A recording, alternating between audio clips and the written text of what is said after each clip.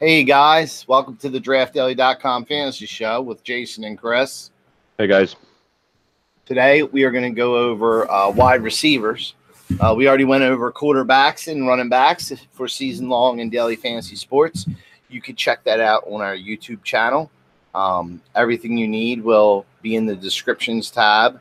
And let's get fired away. What do you think, man? Ready to go. Let's do it. All right. I guess we'll start with season long. Wide receivers.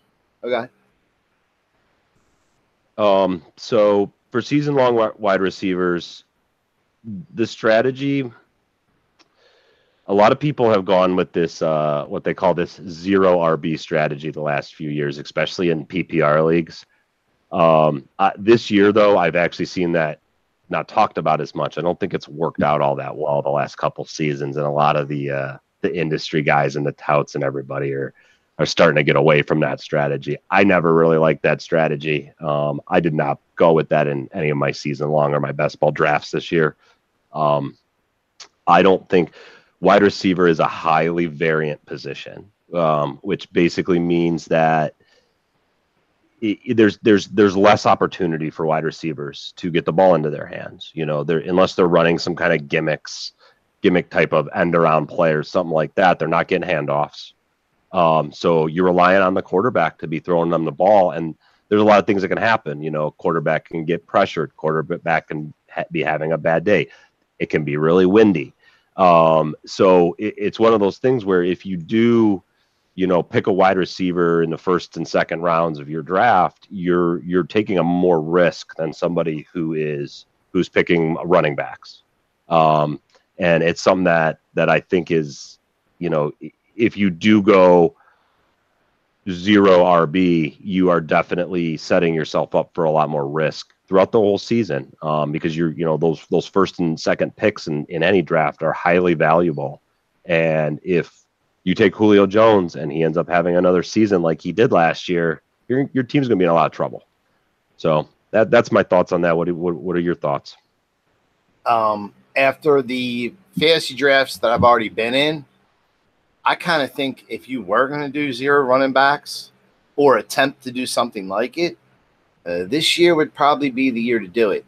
I watched an array of starting running backs. A lot of them not even get drafted. And then I watched an array of running backs like Latavius Murray, who are going to get some points every game, not get any love. I watched Tampa Bay's running back not get any love. Washington's running backs didn't get, well, Peterson moved up, but I mean, there was some running backs like Carlos Hyde. He wasn't shown any love. I mean, I don't know. I look at the, I look at if you could draft, obviously you can get Antonio Brown with your first pick. I would assume, I guess if your pick's like under 10, you're going to get Antonio Brown. I mean, because he ain't going to last much longer than that. Yeah, absolutely not. You could start with Antonio Brown, and then I think it matters your position in the draft. The first pick, you're not taking Antonio Brown. No, and it matters if it's PPR or not as well. Yes, but I think if you have an end of the draft pick, 8, 9, 10, 11, 12, or 8, 9, 10, whatever, I think that strategy could be played because you could swing Antonio Brown. Honestly, you could probably get Julio Jones or DeAndre Hopkins coming back, and then you could smack Odell Beckham or T.Y. Hilton. I think you could get 3 of the top 10 with your first 3 picks if you did it, because all the running backs are going to go the first round, second round. I really think you could, like I could have, but I would have had like Carlos Hyde and a crapshoot at running back. Yeah, speaking of Adrian Peterson, I can't believe Adrian Peterson is a thing again. I was talking to one of my DFS friends the other day, and we're like, we can't believe that Adrian Peterson and Marshawn Lynch are a thing again. And Adrian Peterson his ADP is quickly moving up with the events of the last couple of preseason weeks. So I don't know. We're gonna see how this goes. I'm really interested to see. I don't do it, but I could. If I wanted to try it, I think this would be the year to do it because I can tell you right now, I could definitely get Carlos Hyde and Marshawn Lynch easily. Yeah, and and Balil Powell. I mean, that's just starting running backs that I'm just throwing out there that I know I could do it with. Yeah, heck, Lamar Miller's going pretty late, and they've already straight up said he's gonna be the lead back. He's gonna be a 3-down back this year. So he's going to get the touches, and that's what always makes me nervous about receivers is the volume. Volume is king in season long and daily. And if you can get a guy that's going to touch the ball 30 times a game compared to a guy that's going to touch the ball 5 to 7 times a game, you almost always want the guy who's going to get 30 touches. He has more chances to score.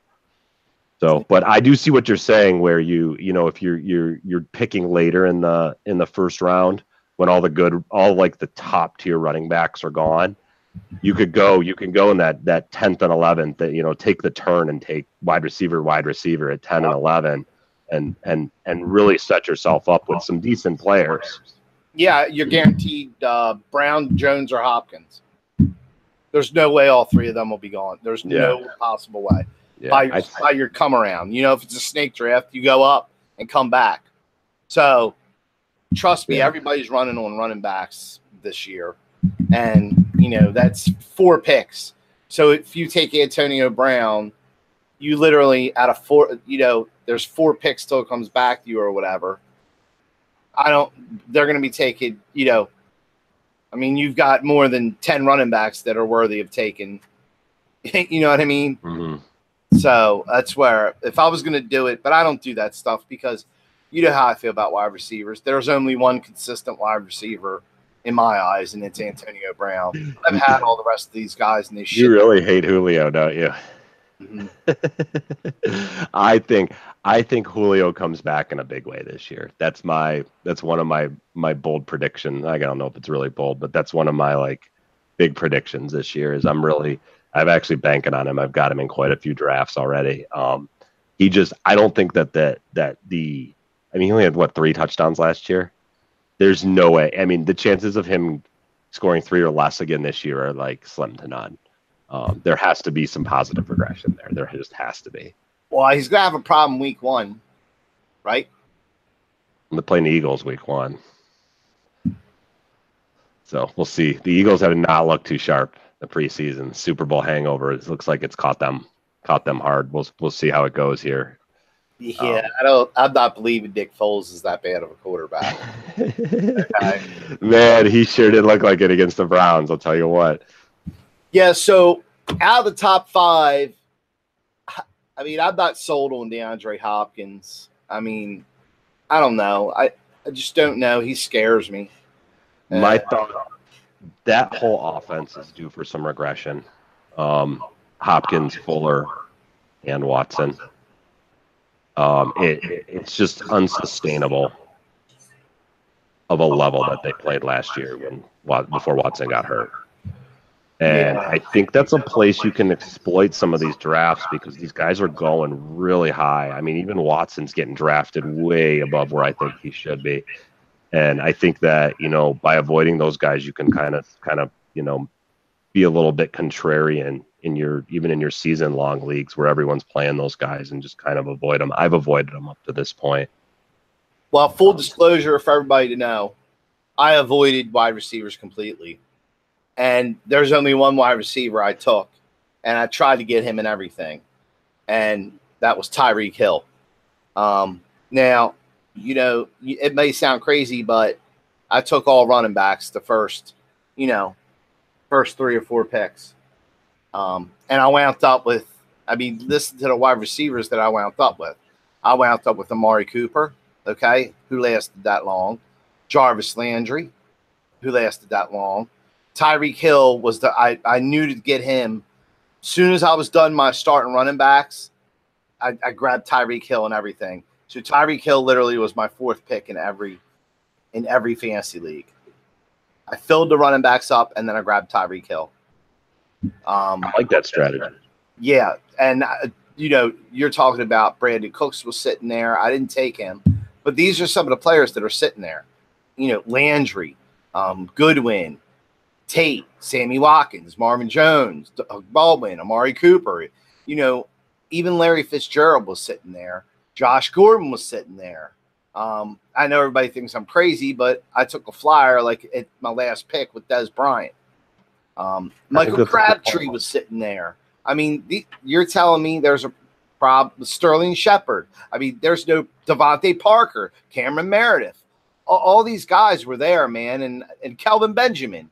And even your boy Sammy Watkins was sitting there. So I could have had my choice. I had my choice between any of them guys. So I have to start 2 wide receivers, and I just told everybody I grabbed Tyreek Hill, and then I just chose from. I mean, if I didn't get Amari Cooper, because that would have been my first choice, that's fine. I'll get Larry Fitzgerald. If I didn't get him, that's fine. I'll get Jarvis Landry or Sammy Watkins or Golden Tate or frickin'. I mean, so that's the direction that I went, and I love it because I have 2 running backs, and I have 3 running backs, 2 starting and 1 flex, and I love it. Nice. And that I love it. I love having that. So that's where I am there. So that's what I want to let everybody know. There's nobody on this top list that slid. All these guys went the first couple 2-3 rounds. All the way down to, Josh Gordon's one that didn't, and Marvin Jones. Demaryius Thomas went way ahead of them guys. So, Brandon Cooks was out there. I mean, there was a lot of guys out there.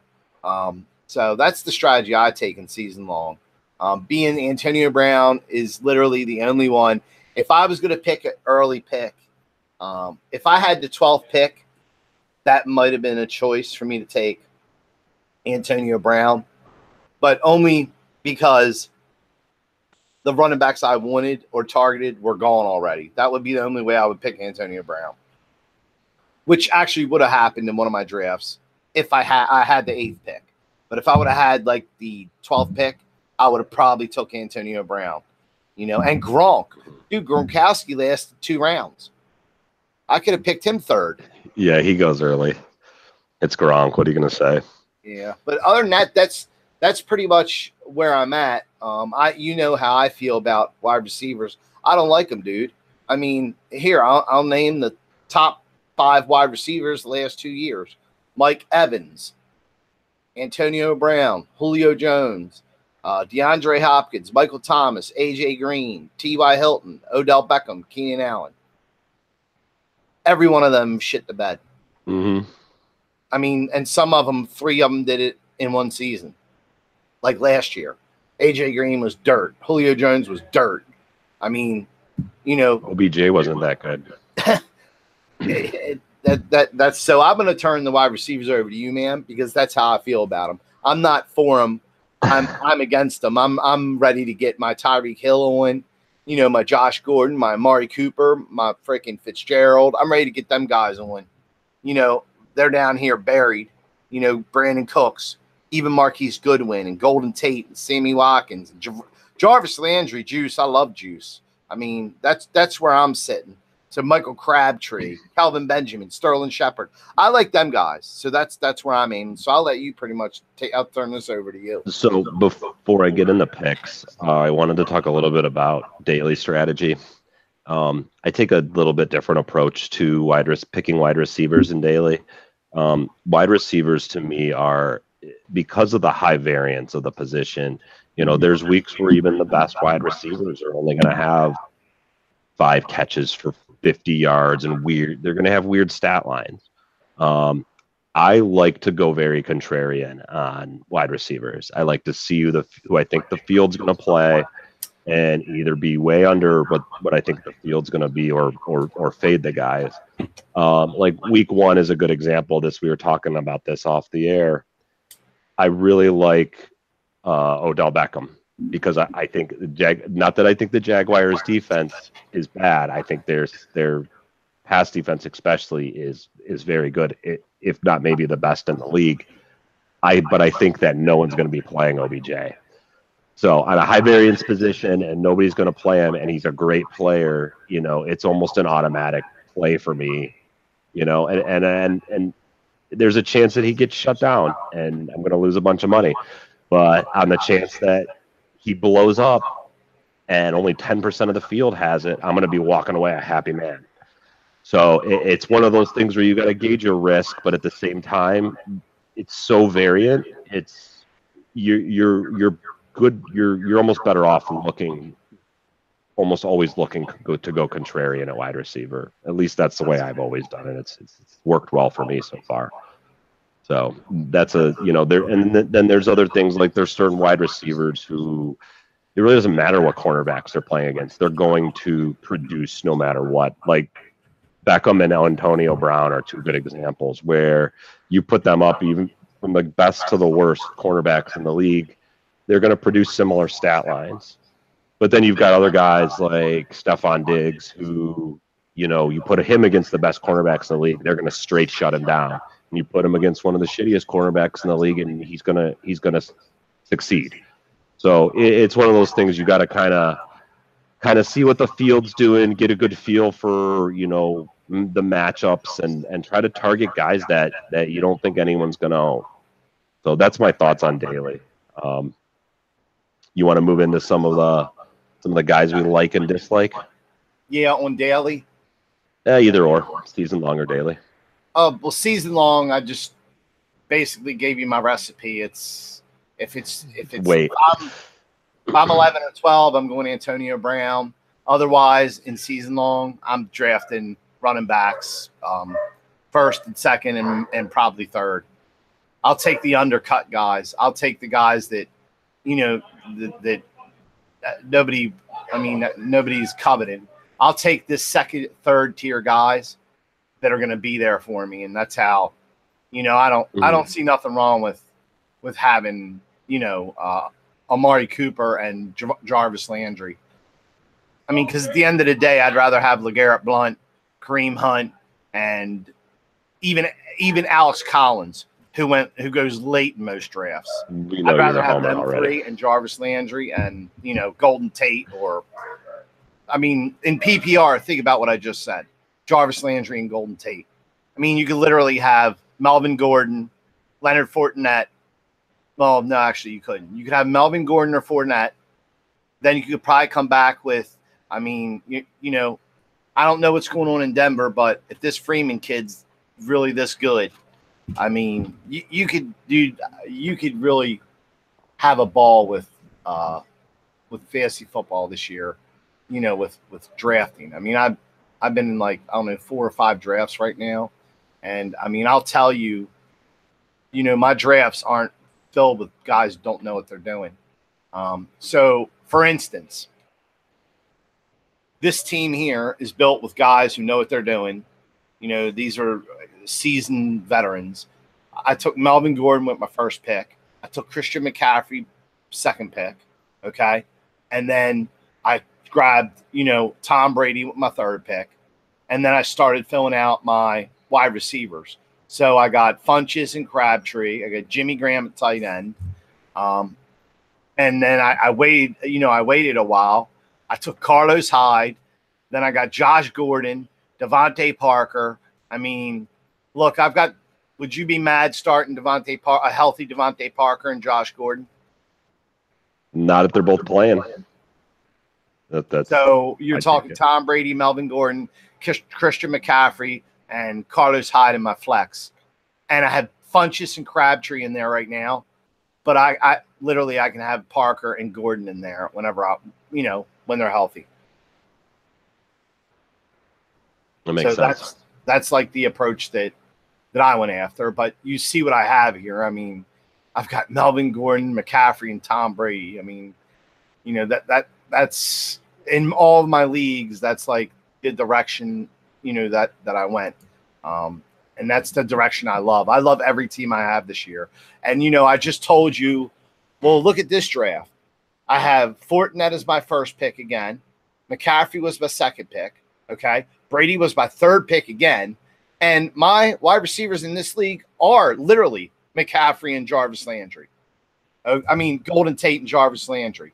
And I have Alex Collins in my flex. And not only that, I have freaking Julian Edelman on my bench Devin Funches, and Cameron Meredith. Bro, my starting lineup is Brady, Fournette, McCaffrey, Landry, Tate, Delaney Walker. I mean, there's nothing wrong with that starting lineup. That's a legitimate starting lineup. No, so I like this team. Yeah, I just think you guys can wait for wide receivers in season long, and you know, while everybody's sitting there with crappy running backs because they waited so long, you know, you're already set and you don't have to worry about it, and you should be smart enough to pick the wide receivers that you know are because there's two things we know, whether it's PPR or not. We know Jarvis Juice is going to catch balls, and we know Tate's going to catch balls, period. So yeah, they're high volume. They're both two of the highest volume receivers in the league. Yeah, and they may not turn into touchdowns, but guess what, guys? Julio Jones only had 3 touchdowns or 4 touchdowns last year. And that's it. You can't. It's so hard to predict touchdowns that you never know. You know, Sanu could go for 3 touchdowns in one game, and Julio doesn't have one for 4 weeks. You never know. So with the running backs, you get a little bit more of that safety and security and that guarantee. And then as you in PPR, especially, you get somebody like Christian McCaffrey, who they've already said is going to get almost all the snaps at running back this year, and Cam's going to be throwing it to him too. They're gonna scheme plays specifically to involve him in the passing game. So because their pass catching core isn't all that great. Actually, one of my sleepers I had on my list here is Curtis Samuel, who is one of Carolina's. I think he's their number 3 receiver right now. He's a good late round pick, I think. I will be playing him some in daily too. I think he's one of those guys that could kind of catch everyone off guard. No one's thinking about him, and all of a sudden he goes off for 100 yards and 2 touchdowns. Yeah, McCaffrey, the only thing I don't like is he's not multi-positional anymore, and that's bull crap. He should be multi-positional. I wonder if they're going to get away from that this year. Well, he doesn't qualify at wide receiver in anything I'm in. No. And that sucks because he should. He should qualify at both positions. And, you know, I mentioned Tyreek Hill, and I'm telling you now, I'm grabbing one of them 2 players in every draft with my 3rd pick. It's either Tyreek Hill or McCaffrey because both of them are going to do the same thing this year. Even if Hill gets shut down catching the ball, trust me, he'll be coming out of the backfield with it. Well, he's a guy I'm going to looking to exploit. He's a guy that everyone's going to play, and this is another one of my like more contrarian plays. I'm going to play a whole bunch of Sammy Watkins. And the reason being is I think teams are going to spend a considerable amount of time game planning to stop Tyreek Hill. And we already saw this in the preseason a few times where there's been 3 defenders on Tyreek Hill, and here's Sammy Watkins running down the side of the field with, you know, 1 cornerback that he's got to beat, and he's in for the touchdown. So I think they'll use Tyreek Hill as a decoy a lot. And with Mahomes having a missile arm, and Sammy Watkins being a deep threat, I just feel like the whole puzzle just kind of fits together for that stack as a kind of contrarian play in daily. I'm going to probably do that a lot this year. Yeah. Now, you know, I love the Ravens and the Patriots, right? Obviously, your hat. I don't agree with Chris Hogan, man. I think, you know, you always talk about regression. Dude, he's my top regression candidate. Chris Hogan is my top regression candidate. He's really good in the preseason. Yeah, I'm based that off of the end of last year. I'm thinking about who is Brady going to throw it to, because you know Brady's going to throw the ball. Edelman week 4 and Gronkowski. Right, but I'm talking about the first 3-4 weeks, because it's, you know, you're already a quarter of the way through the season at that James point. White. He will get some, and Gronk will get some, but I don't know, man. Edelman's in the doghouse right now. Belichick doesn't. He still got Danny Amendola. No, he's on I forget who he went to. He is on a different team now though. Oh, he's on the Finns. Well, guess what? I'm sure they got somebody sitting there. I mean, we'll be talking about somebody. We don't know who it is yet, just like the running back. We don't know who the hell's running the ball or who's going to shine, but we'll be talking about one of them. I guarantee it. And some goofy cat will have like Mike Gillisley, will have like 110 yards and 2 touchdowns. And everybody be like, what the heck? You know what I mean? That's what always happens. Look at Rex Burkhead, dude. Whatever you think's going to happen in New England, the opposite's going to happen. That's where I am the season long. You want to talk about daily? I did a little bit already. Like I said, I really like a couple of the like I said, week 1, I really like OBJ because just because I don't think anyone's going to own him. And I think the Jags D. I don't know if the Jags D can keep up with what they did last year. They do have some really good players, but at the same time, it's hard to keep that level of lockdown consistently happening. So a couple of guys who I kind of early on targeted as avoids, and we just actually talked about one of them is Doug Baldwin. I'm going to be avoiding him in probably daily and season long. They just finally said today that he admitted that he needs surgery on his knee, and he's going to play through it this year with managing the pain. So, yeah, that's a guy who needs to get down the field so Russell Wilson can throw him deep balls with a knee injury all season. That's just a recipe for disaster. And it's funny, you kind of saw it at the end of last year. You really did. He didn't, he was starting to regress last year a little bit, and that's another good thing, like for daily, if you think Doug Baldwin's going to get a lot of love from the field in any given week, play Tyler Lockett. We all know Tyler Lockett's not a great player, but who the hell's the tight end for Seattle? Yeah, that's a good question. I don't even know. That's probably a sneaky play. Is it? It's not Jimmy Graham anymore, is it? No, it's not Jimmy Graham. Nick Van Nett. Aaron Rodgers. Oh, that's right. His value just went up a lot. Yeah, but Aaron Rodgers never throws to the tight end. He just never does. Never had one to throw to. He did. He had Jermichael Finley, who was. Oh my God! He was good, man. He was good. He just never got the ball. Dude, he sucks. Michael Finley. You call that a tight end? I call that a blocker. I don't know. Maybe you're right. Maybe they'll switch off. Maybe. Well, what's Green Bay's receiving core? Cobb and Adams. I mean, I don't know.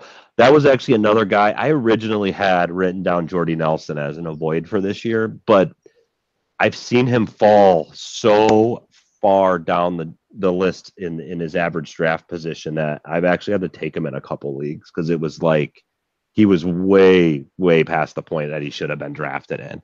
And especially in the PPR leagues for a guy like that, they're probably going to try to get the ball in his hands on a lot of short routes and shorter type of passes, giving him more opportunities. I couldn't pass it up, even though I did have him as my avoid. I kind of turned suit on that one just because of how much of a value he's become. And he's another one in daily that I don't know if I'm going to play him in week 1. I kind of want to see how many targets he gets and kind of how that offense goes. But I'm definitely keeping an eye on Jordy Nelson. Watch Nick Van have like 20.9 points the first week. Nick Vanette to Seattle. Nick Vanette, I'm going to actually write him on my list because, I mean, you're right. I don't know how much he is, but I can guarantee he's probably min. He's probably his min salary. You're probably right. Yeah, I mean, that's if you talk about a sneaky play, man. In Denver, their defense is really good, but I'm almost positive the middle of the field's their weakness. So, and Ed Dixon's out. So maybe you're right, man. That might be a good call there. At the tight end is another one of those positions. Actually, tight end is more variant than receiver. But because it's not really a core position and you're only playing one guys, I don't stress my focus as much on that. But we were talking off the air. There were a few times last year where players that won like the main GPP contest on some of the DFS sites, it was because they played some tight end that nobody else played. And it who was it last year? One of the guys had 3 touchdowns, like Kittles or somebody like that. Well, 2 years ago, New Orleans and Atlanta, both tight ends went nuts. Both tight ends went completely nuts. New Orleans, Atlanta, 2 years ago. Yeah. I remember that. I think it was like I think it was early in the season, but yeah. So Ed Dixon has got a groin and a quad injury, which all sounds to me like a no for week 1. So it's a sneaky play, man. That's interesting. I like that call. I do. I like that a lot. That's the diamonds that you got to look for. You know, Chris, I was talking about that tight end game. Was that 2017 or 16? I think it was 16. I could tell because I know I watched it, and it was the Falcons and the Saints, and the score was retarded. So I'm going to locate it. You got some more stuff while I look for it? Yeah. I think one guy that's getting overlooked a lot, who is a major end zone threat and is going to actually have a bigger role in the offense this year, is Mike Williams. Again, he's one of those guys that not a lot of people like, and that I will be probably all over him because no one else likes him.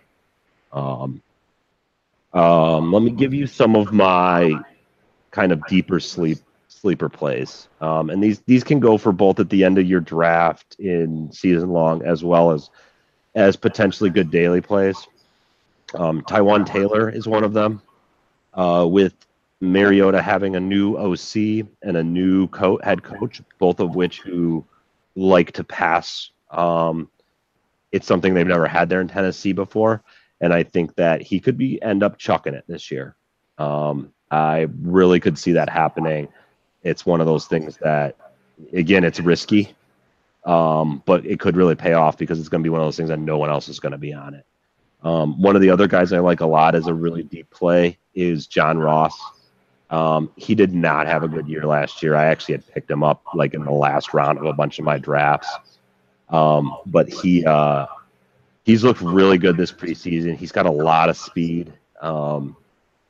He's another one with AJ Green being their primary threat on offense there. He's going to get a lot of the attention, leaving the rest of the field open for these secondary guys to kind of gobble up some of the receptions. So he's another one I'm going to be looking at for daily, and you know, I'm going to probably try to be over the field on some of these guys. And these are guys like, if you're playing 10 daily lineups, you want to put them in one or two of them, you know, or if you're playing more, you want to have like under 10%, because the field's going to have like 2%. So as long as you're you know, double the field or even a little bit more than that, you put yourself in a good position if one of them goes off.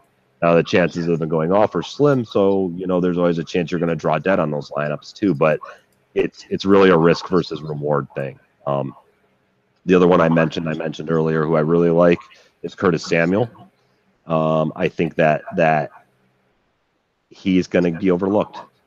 You know, just like I was saying about Sammy Watkins, he's going to be overlooked too. I already see his ADP is way lower than I think it should be because of Tyreek Hill. Everyone just thinks Mahomes is going to throw the ball to Tyreek Hill every time, and the preseason hasn't helped that theory at all because he has thrown the ball to him every time.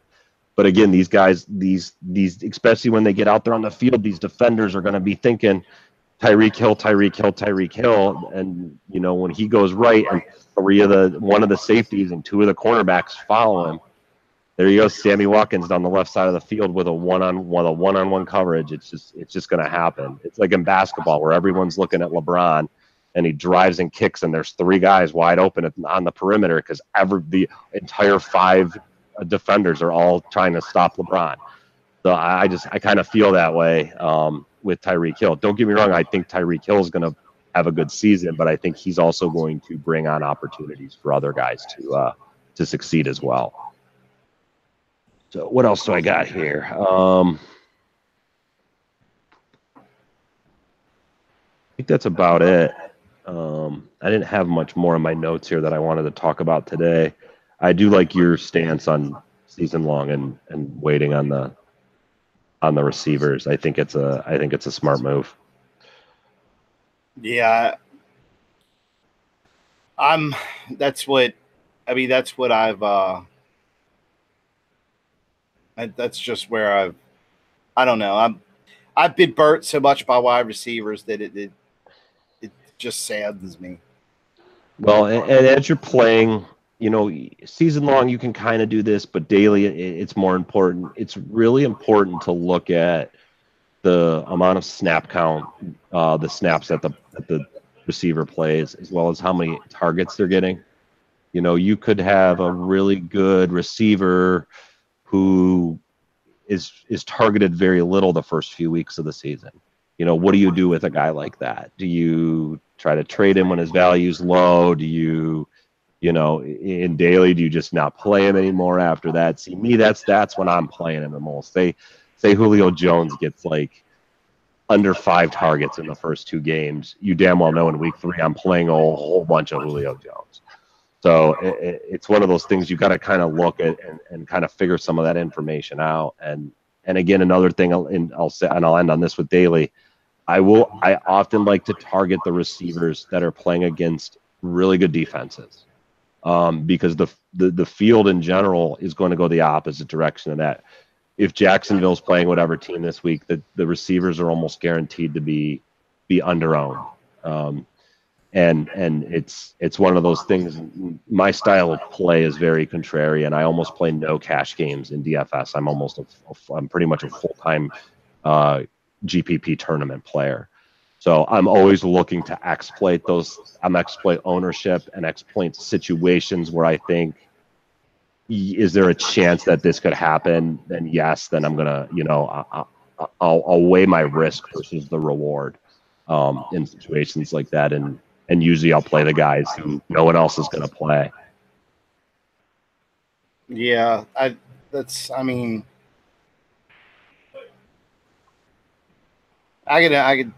hear you on that. And if I locate this game, you're gonna flip out. I know both tight ends had over 25 points, and I know it was the Saints and the Falcons because it was unbelievable. Both tight ends had over 25 points. You'll have to send it to me when you find it. Yeah, I'll locate it when I'm upstairs, and I have time to do it. But no, it's daily.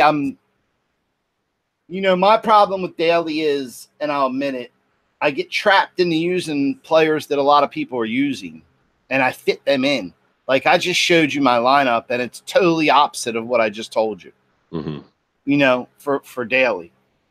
I'd sit here and I'd tell you for season long my strategy, and all my teams are really looking good.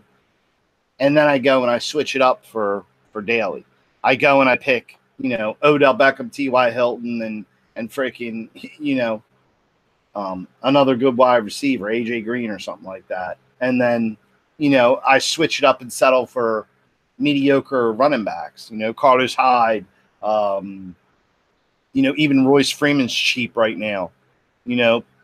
I settle for them guys. That's so I don't know, dude. When it comes to daily, I guess our next show, I'll have a better feel for it. And that's when it comes to daily, that's how I feel about it. I also hate daily because I changed my lineup so much, and I'm going to try staying away from that this year. Yeah, a lot of people say that. I'm the type, I'm going to tinker with my lineups literally until the minute before lock is happening. I play a high volume, so in any given week, I'm playing 100 to 150 different lineups, and the news is all flowing in, and things are happening, and I'm a tinkerer. I like tinkering. I enjoy it. One of the big popular touts in our industry, Al Smizzle, he does what he calls his anti-tinker podcast. It starts about an hour before lock on Sunday mornings, and he invites everybody to come in and just sit and BS with him and not talk about starts and sits and all the stuff that they talked about throughout the week, so that they don't tinker with their lineups. So, but me, I like it. I take a different approach. I enjoy the tinkering. Does it screw me sometimes? I'm sure it does. But has it helped me? And sometimes it actually has a few times where I've made some decisions that I've done a mass swap on a player in the last few minutes before the kickoff, and it's actually ended up winning me money. So I enjoy it. I enjoy doing that. I don't advise it necessarily. I think you're right. I think your research throughout the week should bring you to a conclusion, and you should be comfortable with who you're playing before you even really sit down on Sunday morning to start working your lineups out. You should already have an idea of who you want to play. See me, I'm doing so many that I'm in there changing this percentage, checking how much of this player I've got, and then when news comes out, so and so is not playing because of this, and I've got him in 30 lineups. I got to run around and change all of it real quick right before lock. It gets a little wild Sunday mornings for me, but I enjoy it. That's kind of like the way I like to play. But your way is probably the right way. Don't tinker. Yeah, and I mean, the only player right now that I'm in love with is Fournette, and I'm scared because even knowing that, I mean, I wish, I knew I had a better idea of what his usage was going to be. I think it's going to go up now with Marquise Lee going down. And David Johnson, he wasn't shown no love in my draft, man, and none of my drafts. I mean, he went like 6th or 7th. So I wonder if the rest his of that usage team is going to terrible. drop too. I don't think so. I don't think they have. I mean, I know they have Fitzgerald, but I just don't think that team's any good. I think they're going to have to give him the ball. I mean, if you're talking about, you talked about starting Odell Beckham because his usage is going to be low. Well, what happens if Johnson's usage is low? Then if you're playing him, you should play him. You should if he's pegged at having a low ownership in week 1, you should absolutely be over on him. Yeah, definitely.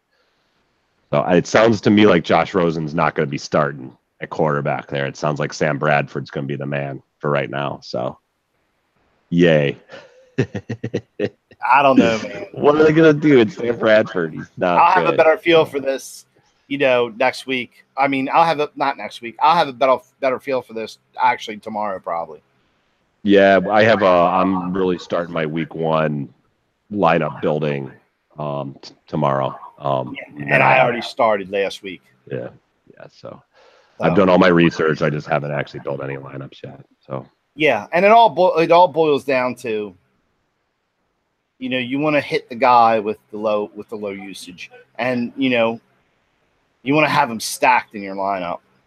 Yeah, stacking is very important. We should actually talked about that in playing daily. If you think there's a receiver that's going to go off, chances are his quarterback's going to go off too. When I'm doing tournament lineups, I usually pick, 3, 4, 5, 6, sometimes, I don't know, up to 8 to 10 quarterbacks. That's how I start. I limit it down. I start with those quarterbacks, and then I build stacks off of those quarterbacks. And when we say stack, what stacking is when you're adding a quarterback with a receiver, or a quarterback with 2 receivers, or quarterback with a tight end and a receiver, all from the same team. Because the thought is, if that quarterback's going to go off, he's going to be having to throw touchdowns to somebody. So you should have those receivers on your team as well, or those tight ends on your team. And if you look at a lot of the big prize pools and stuff, the winning lineups, them almost always have a stack. Yeah, I know. And the stack that looks real good. And of course, you get to watch Cleveland's defense on TV. So now I'm like, is their defense pretty good? I mean, come on. I don't know, man. It sure does look like it. I can't speak for the Browns. Dude. The stack is Roethlisberger, Bell, and fucking Brown. Yeah, maybe. But here's the thing. Bell hasn't been there. He hasn't been there. He practiced preseason, nothing. He's going to show up game 1 in his pads. Well, I'm trying to find a stack because the stack I have right now is Kansas City. I tell you, it's going to be Russell Wilson. No. Tyler Lockett and Nick Vannett. Dude, and the rest of your players are superstars. Well, that's it, and that's exactly how you build a lineup like that. You have a set group of core players that you're going to play, and you make that Tyler Lockett, Nick Vannett, and Russell Wilson. Then you have a whole bunch of money left over to play Julio, to play Bell, to play David Johnson, to play all those guys. You can basically, like you said, you could fill the rest of your lineup with superstars and hope they hit. So I just hope that Seattle game just shoots out, So yeah, I would imagine the rest of your team would be literally superstars. I'm actually gonna bell a couple of those now that we said that. I have to. You're gonna go in there tonight and look at it. I am. I know you are. Let's talk about something that for daily, a tool that you can use, just something that gives you and shows you some trends and it gives you some tags. And I guess what we can do is, if you come to our Discord, I'll post the link in the Draft Daily channel. This site will help everybody in fantasy sports out because it kind of gives you the biggest problem I have, like I said, is ownership percentages. Just projecting, you don't want the guys with the high ownership percentages unless you really know they're going to nut off. You know what I mean? Mm-hmm. Sometimes you look at a matchup and you're like, oh my God, Julio Jones, against Tampa Bay, he's going to go nuts. So, but that's about all I have, man. I can't wait to do the next show, and we'll do tight ends and kickers, and we'll have a better feel for it by then.